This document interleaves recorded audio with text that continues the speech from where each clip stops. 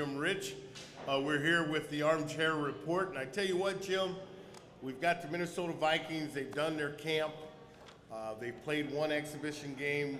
We've discussed Mr. McNabb, but let's get to the bolts and all the inside stuff with this team. Do they have enough defense, do you think, with possibly Cedric Griffin not being in the secondary, to win the Central Division in the NFC? I haven't seen it yet. And granted, as you said, this is very early in the preseason that we're looking at this club, but to lose Pat Williams, sure, who is not only a great football player, but a great leader. I mean, you need a clubhouse leader, and I know he would be probably half, but he's kind of like the Puckett of the Vikings clubhouse. An older statesman, they got the respect of the kids, right? He never stops talking. Big Pat, doesn't matter who's walking by, who it is, what they're doing, he just starts ripping them. Right. All the time, just jabbing his teammates. And he was always an inspirational leader during the games. And he would be barking a lot like John Randall used to do at the opposition as well. Right. So you lose Pat off that line.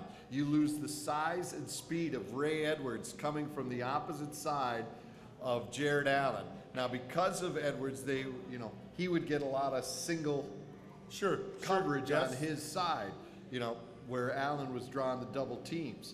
But Ray was so effective that after a while, they couldn't do that. Now you have to replace him with Brian Robinson or a rookie. And that ain't happening. Brian Robinson is not, at least in my mind, physically big enough to go 3-4 downs every time out. He's going to need to have maybe 25, 30, 35 plays a game. He needs to rest. He's speed, but he's not the bulk.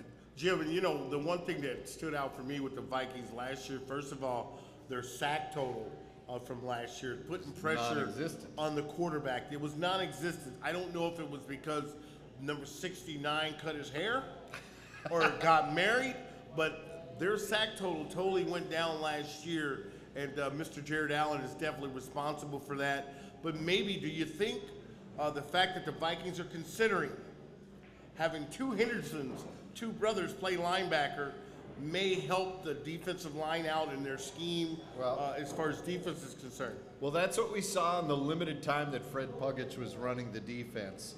They did pick up the pressure by gambling more, by blitzing linebackers, by blitzing safeties. And I think that's what this team is going to have to be forced to do again, because I don't think that front four is going to be able to generate enough pressure on their own.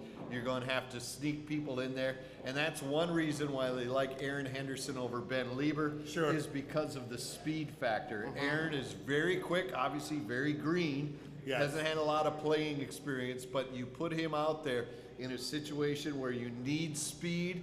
You need to get in that backfield quickly, because when you send that linebacker, you're leaving somebody wide open, and you're hoping that by the time the quarterback figures out where that open man is, you have him have him on his back. And Jim, for me, when you talk about the Henderson brothers getting pressure on the quarterback to help the offensive lineman, what about Cedric Griffin? Is he going to be okay for this year? Is he still having a setback? Has he even been on the field? He hasn't been on the field yet. He is scheduled to play a series in this upcoming game against Seattle, and they're continuing to work him in. He was not on the PUP list at the start of the season. He's gone through all the practices, but they held him out of that first game just to make sure that the knees appear to be solid. And not only is he coming back from one ACL, but both. Boy, that's tough. 2 different knees he's had carved up. But we've asked him in training camp, are you worried? Are you thinking, oh man, what else could go wrong for me? Are you gun shy? And he goes, absolutely not. I'm a football player. I expect to get hurt. I deal with it, and I move on, and I just keep working.